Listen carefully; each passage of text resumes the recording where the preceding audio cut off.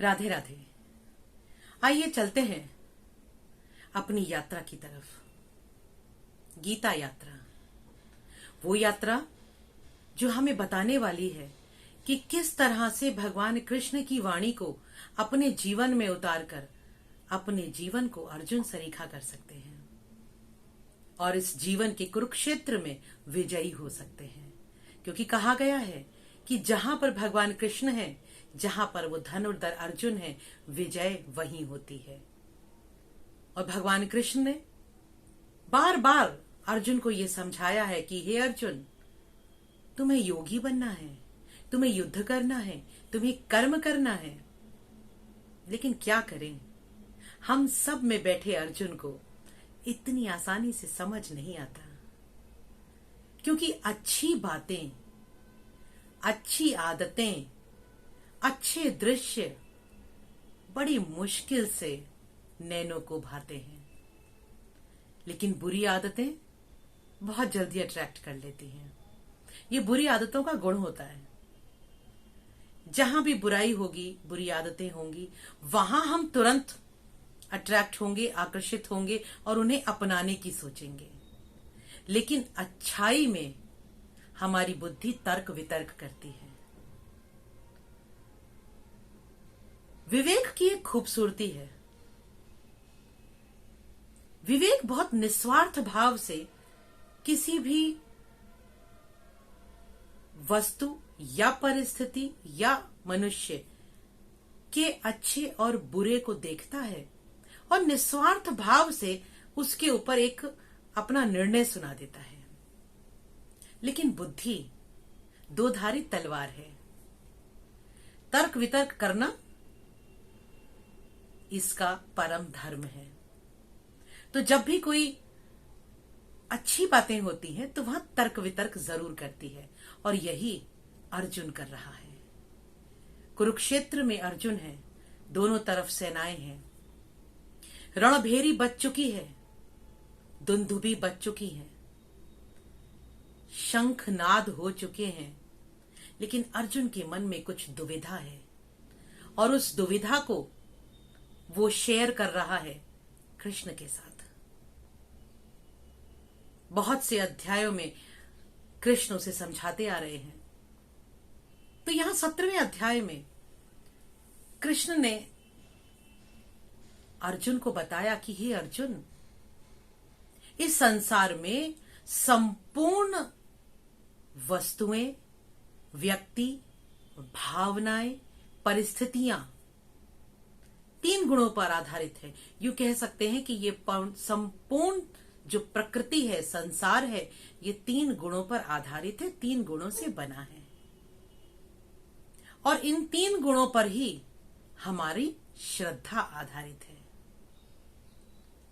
श्रद्धा मतलब हमारा एक ऐसा विश्वास जो हृदय से उत्पन्न होता है। तो 3 गुणों पर आधारित श्रद्धा भी 3 तरह की होती है। त्रिविधा भवति श्रद्धा, 3 तरह की श्रद्धा है। फिर उसके बाद भगवान ने उसे बताया और अर्जुन के माध्यम से हमें बताया कि आहार भी 3 तरह का होता है।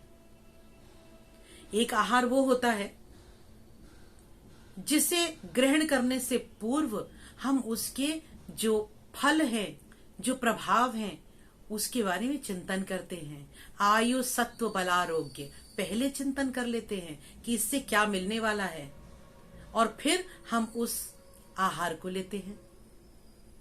एक आहार वो है जिसे हम ग्रहण कर लेते हैं सिर्फ अपनी स्वाद ग्रंथियों को संतुष्ट करने के लिए। बाद में क्या फल होगा, इस शरीर पर क्या प्रभाव पड़ेगा, उसका विचार नहीं करते। कट्व, अम्ल, लवणात्युष्ण, तीक्ष्ण, रुक्ष, विदाहिनः। हम सोचते नहीं है इस भोजन को खाते समय। और विचार कीजिए ना, कहीं चाट पकौड़ी की ठेल लगी है, गोलगप्पे बिक रहे हैं, तो क्या हम कुछ विचार करते हैं? कुछ विचार नहीं करते, चाट पकौड़ी की ठेल पर खड़े हो जाते हैं। बाद में क्या होगा वो बाद में देखेंगे कि घर जाकर डाइजिन की गोली खानी पड़ेगी, है ना। ये लिव 52 पीना पड़ेगा या जिंटेक्स की गोली खानी पड़ेगी क्योंकि गैस बन जाएगी, एसिडिटी बन जाएगी, वो सब बाद में देखेंगे। एक आहार ये भी होता है, ये राजसी आहार है। फिर यात यामंगत रसम, एक ऐसा आहार जो कितना पुराना पड़ा हो, बासी पड़ा है, झूठा पड़ा है, बच गया है, लेकिन हम उसे भी खा लेते हैं। और ये आहार ऐसा है जो न शरीर को फायदा देता है, न मन को फायदा देता है, न बुद्धि को फायदा देता है, उल्टे शरीर को नुकसान दे देता है। ये है तामसी भोजन। तो भगवान कृष्ण यहाँ अर्जुन के माध्यम से हम सबको बता रहे हैं कि 3 तरह का भोजन है और जैसा भोजन खाओगे वैसी ही तुम्हारी श्रद्धा होगी, वैसी ही तुम्हारी बुद्धि होगी, सत्वानुरूप सर्वस्य, और वही सब इस सत्व के अनुसार ही आप सभी कार्य कर पाएंगे। अर्जुन ने फिर सोचा, अच्छा तो भोजन करने से पता चल जाता है कि हमारे गुण कैसे हैं। भगवान हंसे, सिर्फ भोजन की ही बात नहीं है अर्जुन, तुम्हारे जीवन में जितने भी यज्ञ तप दान तुम कर रहे हो वो सब भी 3 गुणों पर आधारित है। अब यहां पर शॉकिंग है। अर्जुन हैरान हो गया, अरे यज्ञ करना, हवन करना, दान करना, तप करना, भगवान क्या ये भी 3 तरह का हो गया? क्या इसमें भी तमस हो सकता है? ऐसा कैसे हो सकता है? तब भगवान ने यहां बताया है कि कर्मों में किस तरह का भाव होता है, उसी भाव के अनुसार फल होता है। तो यज्ञ के विषय में भगवान ने बताया, तपों के विषय में भगवान ने बताया, वाणी का तप कैसा होता है, शरीर का तप कैसा होता है, इन सब के विषय में भगवान आगे बता रहे हैं। यदि आप इनके विषय में जानना चाहते हैं तो इसके लिंक मैं डिस्क्रिप्शन बॉक्स में दे दूंगी और आप वो वीडियोस देखकर जान सकते हैं कि यज्ञ तप दान के विषय में भगवान ने क्या क्या अच्छे डूज एंड डोंट्स बताए हैं कि किस तरह से करना चाहिए और किस तरह से दान करें जो हमारे लिए फलदायी हो। ये सब बताने के बाद मन का तप क्या है, शरीर का तप क्या है, वाणी का तप क्या है, सभी कुछ भगवान ने बताया। फिर भगवान ने बताया कि हे पार्थ, ओम तत्सत, ये 3 नाम है उस परमात्मा के। कौन सा परमात्मा? जिसने संपूर्ण सृष्टि की रचना की है, जो इस संपूर्ण सृष्टि में है। ओम तत् सत। ओम के बारे में वैज्ञानिक भी कहते हैं कि ओम इस सृष्टि के आरंभ का पहला नाद है, पहला गुंजन है, जो इस सृष्टि में अनंत काल से होता रहा है। और आज भी यदि ब्रह्मांड की ध्वनियों को रिकॉर्ड किया जाता है तो ओम का नाद उसमें सुनाई देता है। तत्, तत् मतलब वो, जिसकी तरफ हम कह सकते हैं कि अच्छा वो, उसकी बात कर रहे हैं, यानी वो अस्तित्व में है, वो हर जगह है, वो सर्वत्र है, रोम रोम में बसा हुआ है, वो वाला परमात्मा। सत, जो कि जिसकी सत्ता सत्य है, यानी साधु भाव में है। सत का अर्थ क्या होता है? सत को हम सद भी कहते हैं। तो चाहे सदगुण, सतगुण, सदगुरु, सदविचार, सदमार्ग, सदकर्म, सदचेतना, सदचिंतन, सदसंग, जहां पर भी जिस कर्म के साथ सत लग गया तो समझो वो परमात्मा को अर्पित है। वो कर्म हमें परमात्मा को प्राप्त करा सकता है। तो यही बताते हुए आगे भगवान कृष्ण ने अर्जुन को समझाया कि हे अर्जुन, जितने भी कर्म तुम्हें मैंने बताए हैं, अगर इन सभी का ध्यान रखते हुए, इन कर्मों को परमात्मा के साथ जोड़ते हुए, परमात्मा के निमित्त करते हुए तुम करोगे तो ये फलदायी होंगे, शुभ फल देंगे।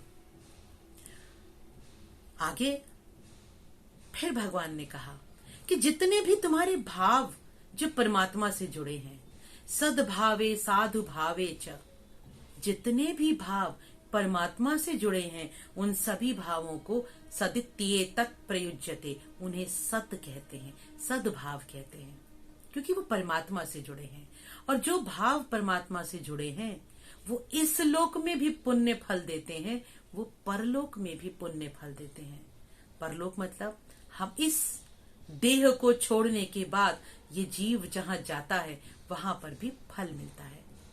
अब अगर हम इसे कहें, प्रश्न उठ सकता है कि मरने के बाद तो दुनिया देखी नहीं, बिल्कुल नहीं देखी, लेकिन हमने ये तो देखा है ना कि हमारे आसपास कभी कभी कुछ ऐसे लोग अपना देह त्यागते हैं कि उनके जाने के सैकड़ों वर्षों बाद भी हम उनके सद्गुणों का बखान करते हैं ना।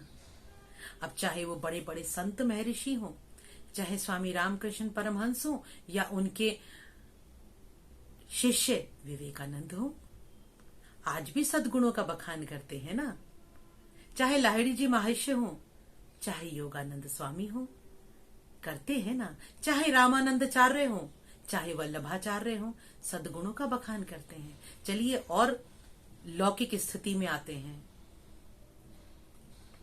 चाहे लाला लाजपत राय हों, बखान करते हैं ना, क्योंकि देश के लिए उन्होंने अपने प्राण दे दिए, अपने मूल्यों पर आधारित उन्होंने जीवन जिया। तो ऐसे लोग जो देश के लिए समर्पित हैं, क्योंकि राष्ट्र देवो भव कहा गया है हमारे यहां कि जो राष्ट्र है वो भी देवता का रूप है। मातृदेवो भव, पितृदेवो भव, माता पिता को देव कहा गया है हमारे यहाँ। गुरु देवो भव, राष्ट्र देवो भव। तो वो लोग जो अपने माता पिता की सद्भाव से सेवा करते हैं, उनकी आज्ञा का पालन करते हैं, उनका सम्मान करते हैं, राष्ट्र का सम्मान करते हैं, सद्गुरुओं का सम्मान करते हैं, अपना प्रत्येक कर्म परमात्मा को समर्पित करते हुए अपने से बड़ों का सम्मान करते हैं, उन सभी को सद्पुरुष कहा गया और सदैव उन्हें याद रखा गया। उनके जाने के वर्षों बाद भी उनकी पुण्यतिथि और जयंतियां मनाते हैं ना, इसीलिए मनाते हैं ताकि उनके उन सद्गुणों को समझें और ग्रहण करने का प्रयास करें।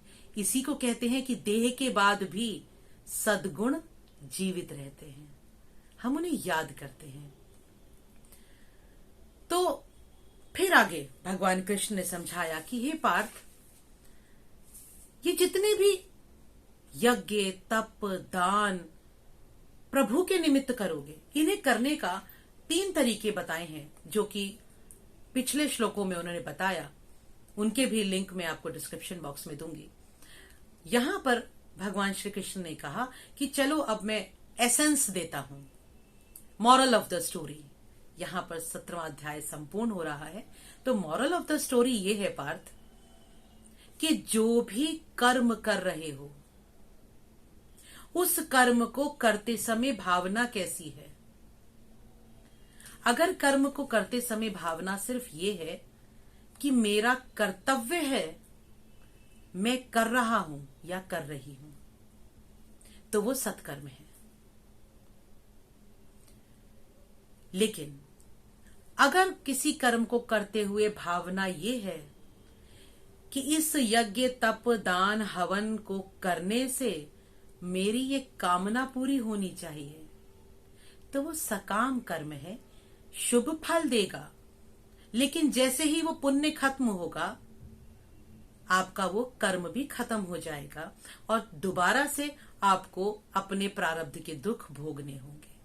हमारे मन में कभी कभी ये प्रश्न उठता है कि हम देखते हैं कुछ लोगों को कि हे ईश्वर, तुम कहते हो जो अच्छे कर्म करता है उसका हमेशा भला होता है, जो बुरे कर्म करता है उसका बुरा होता है, सारे फल यही मिलते हैं। लेकिन हमने अपने आसपास कई बार देखा कि वो लोग जो बहुत ही दुष्ट प्रवृत्ति के हैं, लेकिन वो भी हमें फलते फूलते दिखाई देते हैं। अच्छी धन संपदा है, अच्छा नाम है, और खूब बड़ी बड़ी गाड़ियों में घूम रहे हैं, खूब अच्छे वस्त्र पहन रहे हैं, विदेशों की सैर कर रहे हैं। तो मन में भाव आता है कि इतना दुष्ट व्यक्ति है, सूदखोर है, लोगों को परेशान करता है, उनका खून चूसता है, भ्रष्टाचारी है, रिश्वत लेता है, लेकिन फिर भी ये तो बहुत फल फूल रहा है, तो भगवान इसे क्यों नहीं देखता?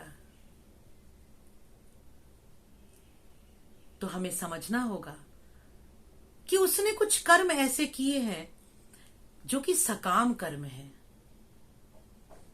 उन कर्मों के फल स्वरूप उसे ये धन दौलत सुख समृद्धि मिली है। जैसे ही उन कर्मों का बैलेंस खत्म हो जाएगा, अकाउंट क्लियर हो जाएगा, तो ये जो शुभ फल मिला है वो भी समाप्त हो जाएगा।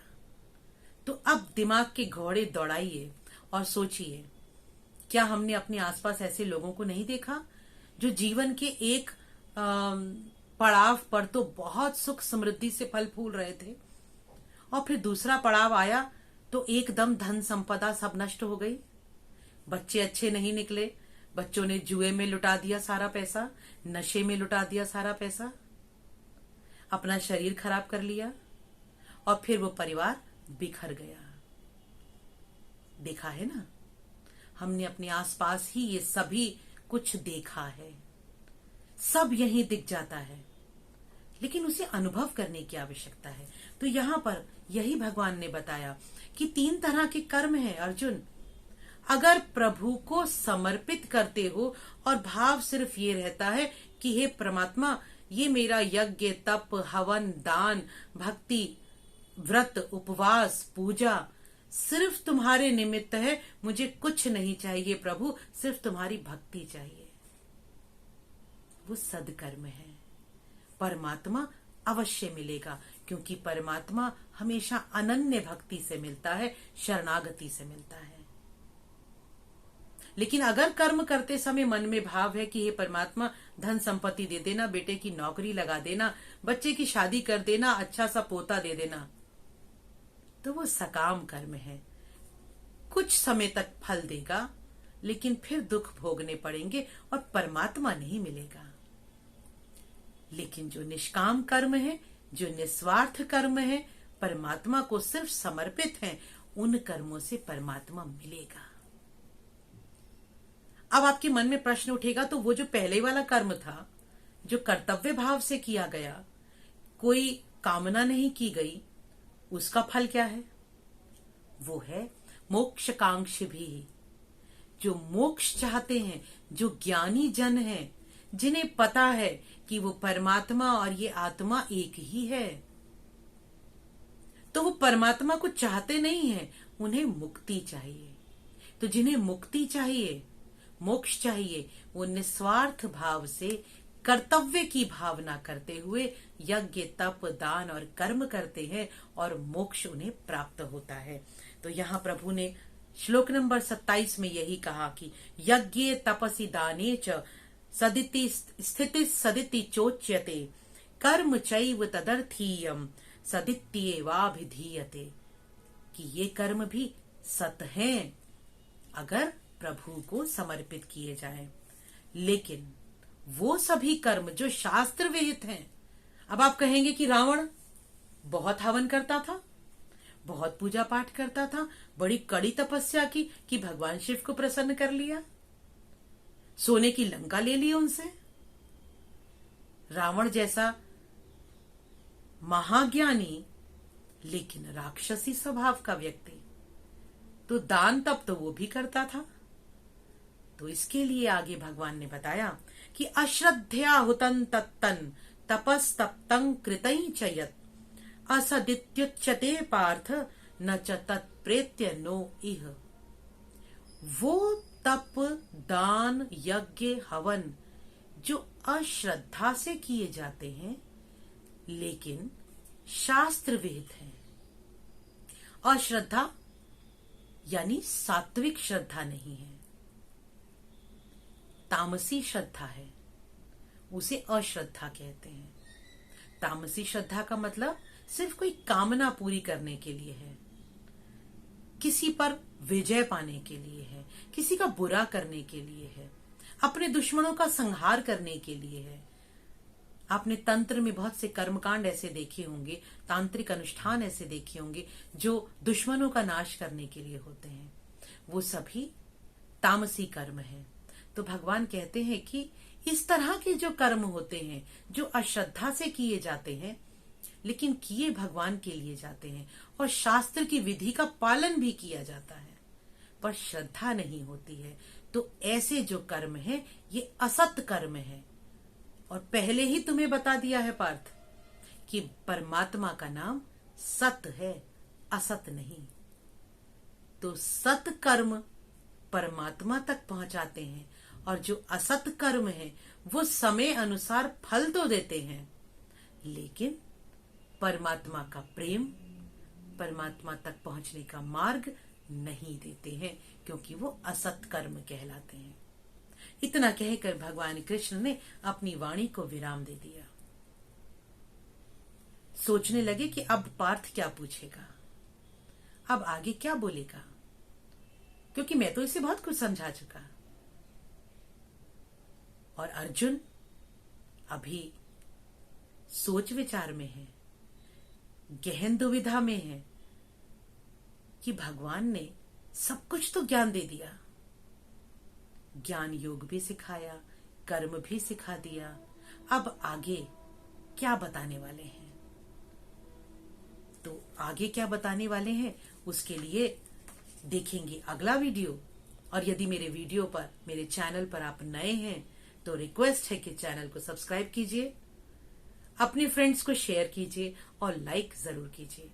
आपके मन में अगर कोई प्रश्न है इस वीडियो को लेकर, किसी भी श्लोक के विषय में, तो वो प्रश्न कमेंट बॉक्स में अवश्य लिखिए, उसका उत्तर मैं अवश्य दूंगी। राधे राधे।